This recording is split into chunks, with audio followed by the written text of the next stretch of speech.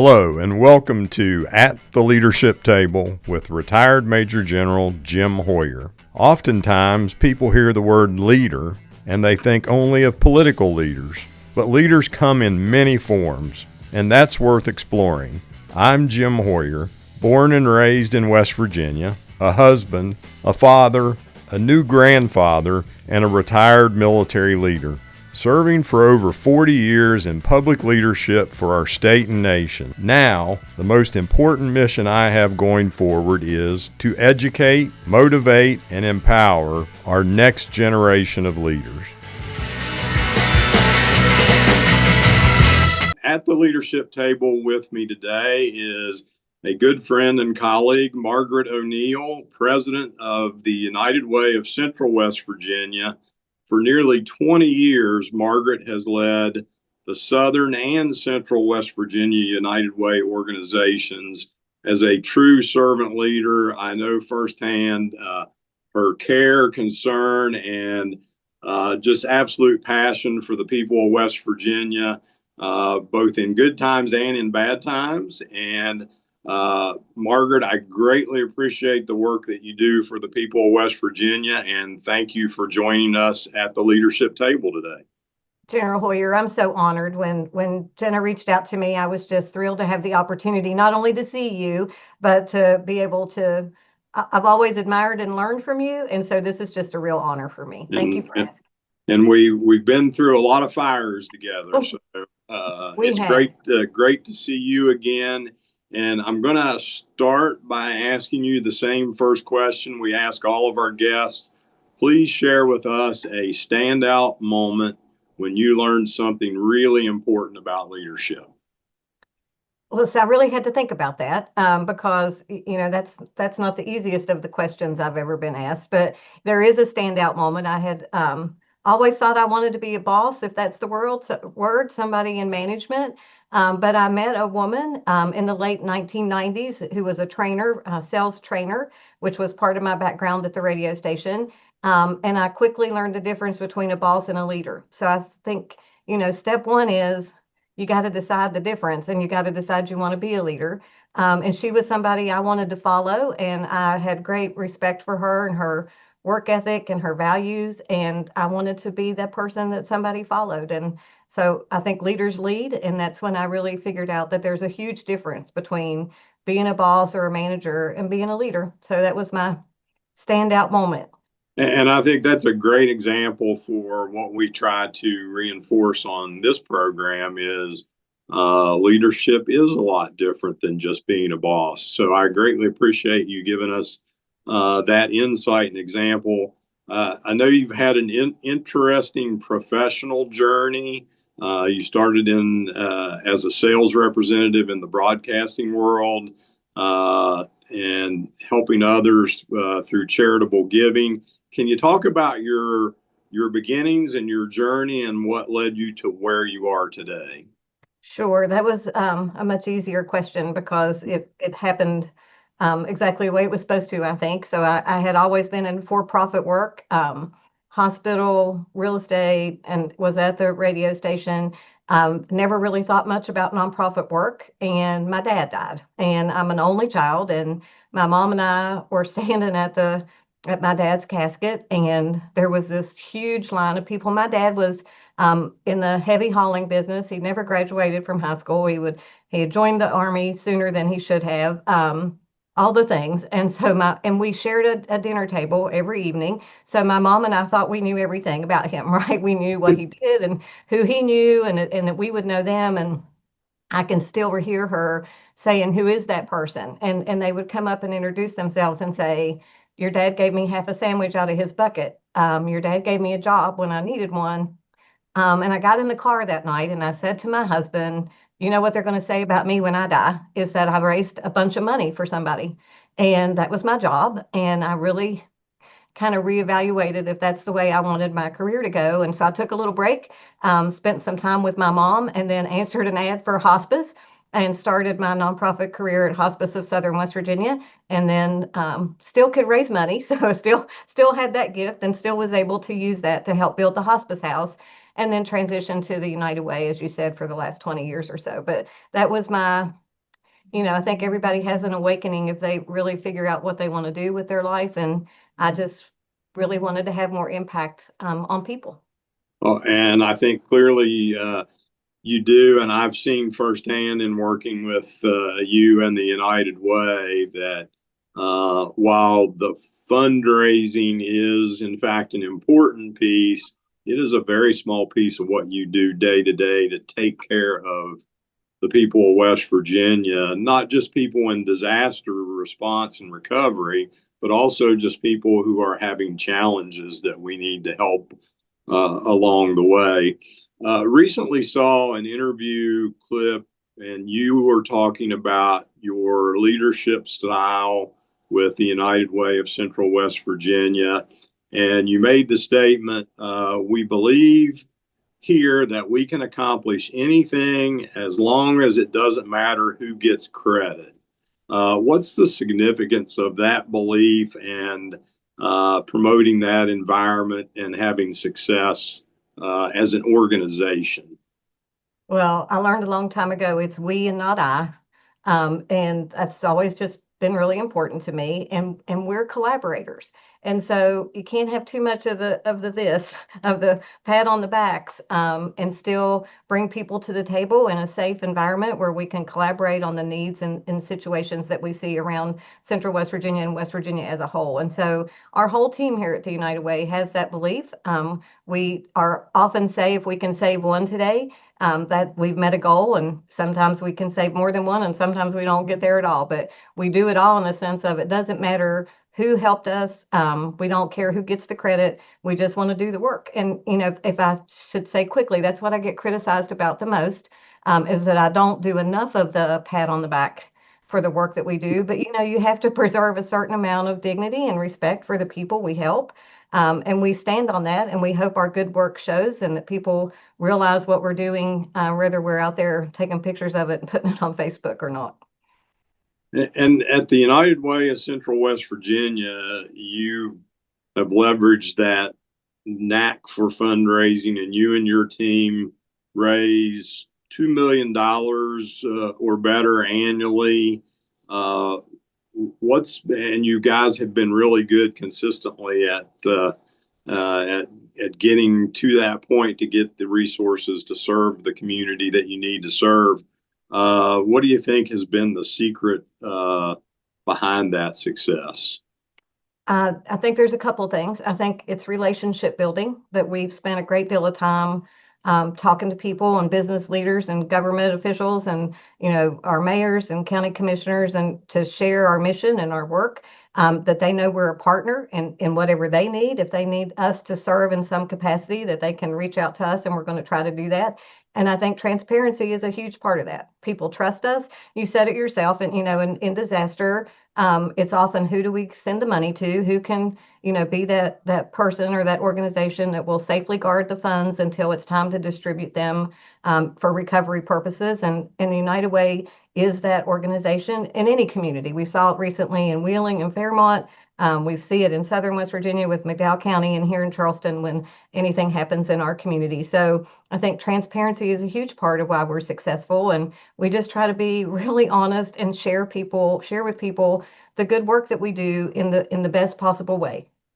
So give us some idea on some of the programs that money goes to support individual West Virginians who are maybe having a challenge that they just need some community and support and help behind. What are examples of those programs?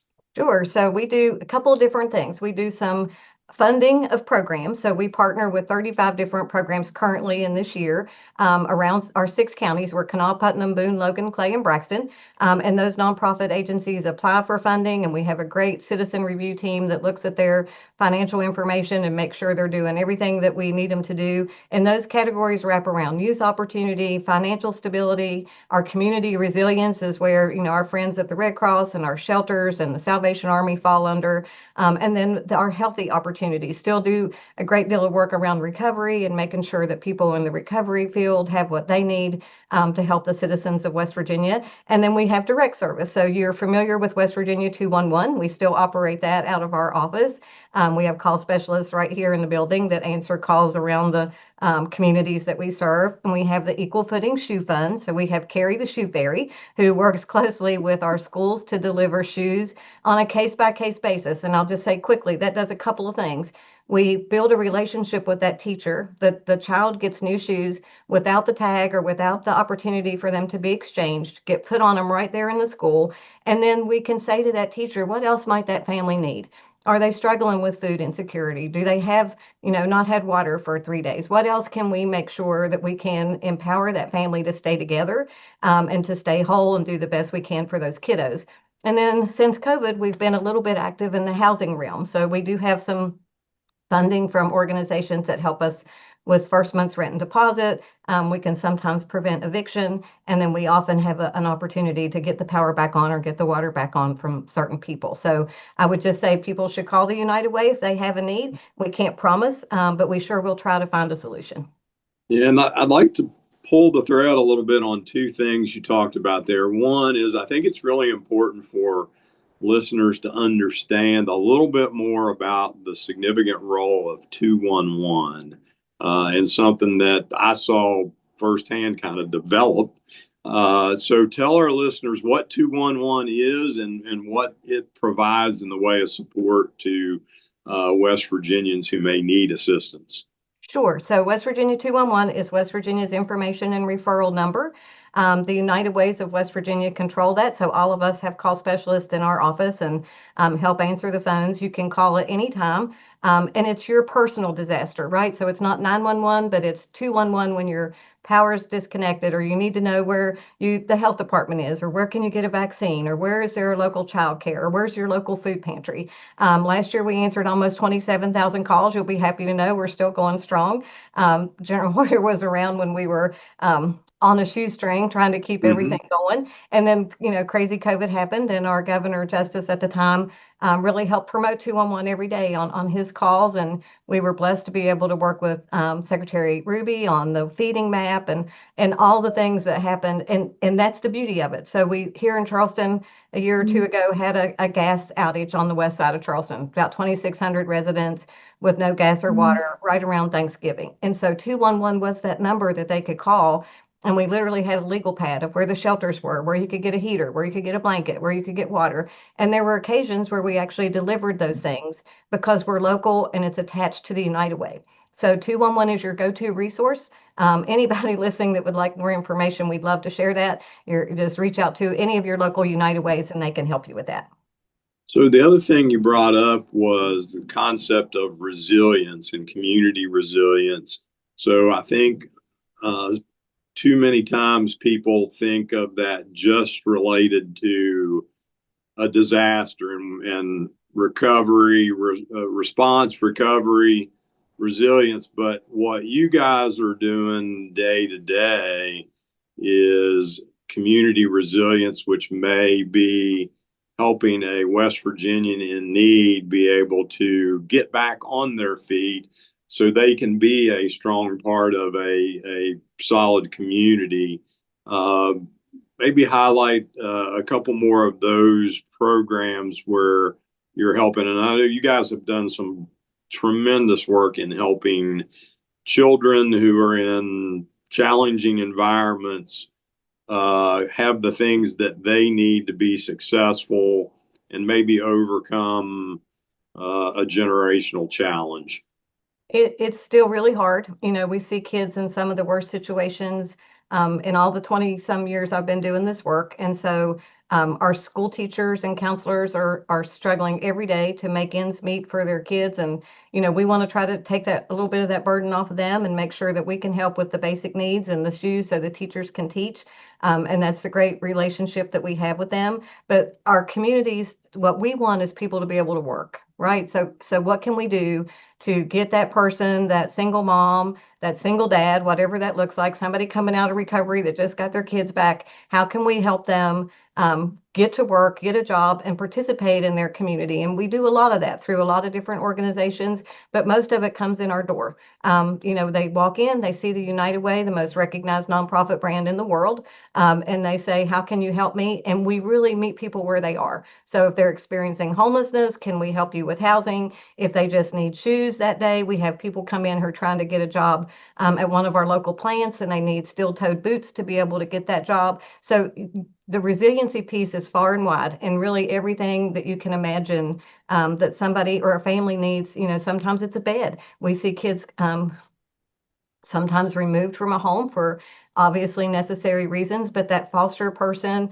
doesn't have the means to go out right away and get a bed, and it takes a minute for them to start getting benefits. So we can buy beds for kiddos. And we always want to make sure people have food. I say every day in 2025, in the richest country in the world, nobody should go to bed hungry, especially little people. So we work really hard to make sure that doesn't happen. Yeah, and another thing that you and I were both involved in with the Justice Administration from a gubernatorial standpoint was the helping move along the concept of jobs and hope. And I think we got to see firsthand that if somebody can get a job and take care of their family, they have purpose, and that overcomes a lot of other issues related to challenging life circumstances or addiction recovery. Having that purpose is really important. And I think day to day, you guys are helping people get the things they need to be able to get that purpose.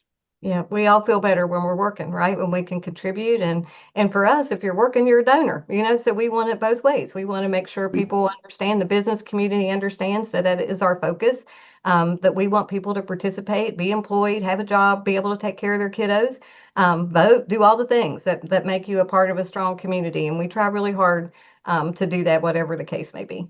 So in your leadership roles, both with Southern West Virginia United Way and now Central West Virginia United Way, we work together on a number of different disaster response projects and activities. And I think sometimes people see a disaster, they see the United Way, the Red Cross, the National Guard, our faith-based organizations, VOAD, others come in.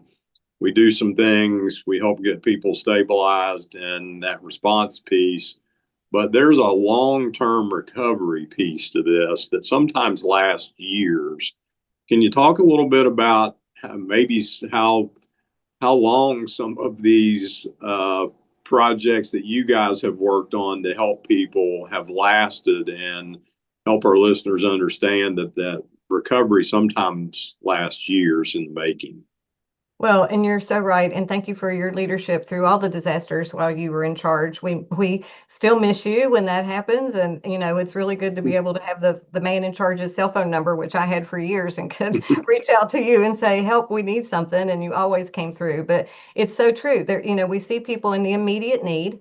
And there's always there, right? People are always there with water and Clorox and all the mucking out opportunities that people have. And then a couple of weeks or a couple of months go by and something else gets in the headlines, and people tend to forget about that most recent local disaster. And so we've been very fortunate. People trust us again with disaster donations, and companies will sometimes designate that for disaster work. And we've seen 2-3 years out where people are still trying to, we talked about bridges, where they're not city or county owned, they're their personal property, and their whole bridge was washed away, and they're literally walking across a creek to get their groceries in the house. Or if they get ill and they need an ambulance, it's impossible for the ambulance to get across to the creek to get to their house. So those things last a minute because they take a lot of money and it takes a lot of coordination. And, we do everything we can when we're case managing to make sure that it's not given to the person, it's given to the I need Lowe's to give me some lumber, or I need the plumber to do the HVAC or whatever. So we're really, really careful with how we spend those funds. But we've gone back to houses that were completely washed away in the 2016 flood, and it's taken years for them. They might have a little trailer.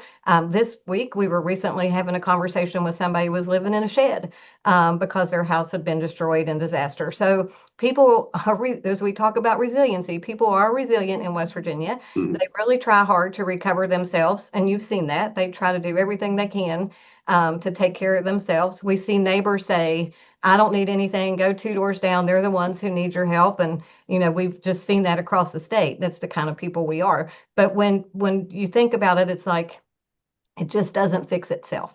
It takes some time, and it takes some dedicated people out there making sure that you have the supplies you need to make the repairs you need to get back into that home, or if you lost your car. There's just a lot that happens in disaster. We in the Charleston area a couple of years ago, we had an apartment fire, and the Regal fire destroyed apartments for people who were working every day, just working close to that business, and or to that apartment building, and were able to walk to work.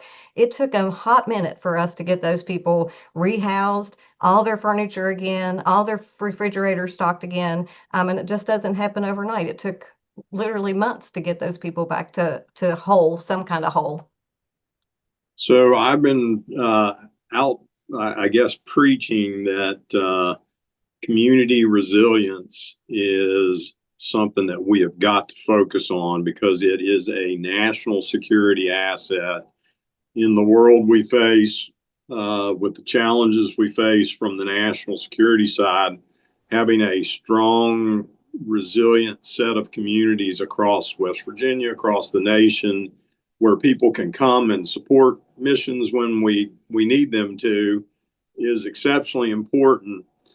And you guys do that every day. So tell our listeners, how can they support your mission? How can they become volunteers? How can they donate dollars to United Way of Central West Virginia to help make you guys better at being that focal point of community resilience? Well, thank you for the opportunity to share that. We really appreciate it. Volunteers are super important. We have volunteers in our office all the time. We're about to celebrate 20 years of our Day of Caring project that happens in a couple of weeks. 1,000 volunteers doing 60 to 70 projects across our 6 counties. And to say that it has survived for 20 years is a wonderful, it's just great. So if you want to be a part of anything like that, reach out to us. You can always make donations through our website. You can find us on Facebook. We're UnitedWayCWV.org or United Way CWV on Facebook.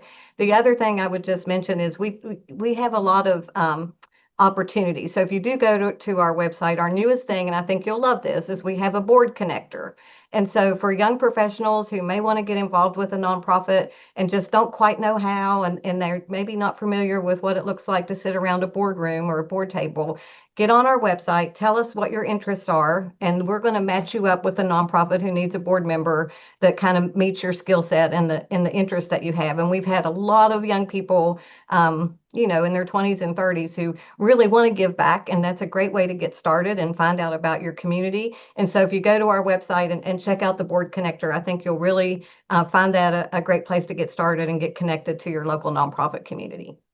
Well, Margaret, I want to thank all of our United Ways across the state of West Virginia for the great work that every one of those organizations does. But I also want to thank you for making that decision years ago to change course and to focus on taking care of the people of West Virginia, and for your great leadership in being a true servant leader to the people of West Virginia. I think you're making an impact every day. Your team makes an impact every day, and greatly appreciate that on behalf of me and my family. And God bless you for the work you're doing. Thank you so much. Thank you for the opportunity. You've been such a wonderful leader and inspiration to me. I'm just grateful we had a chance to meet. Well, thank you for joining us at the leadership table today.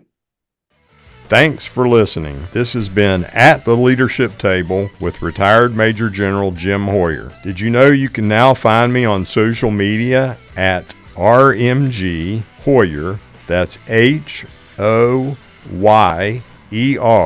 or email me at rmgjameshoyer@gmail.com.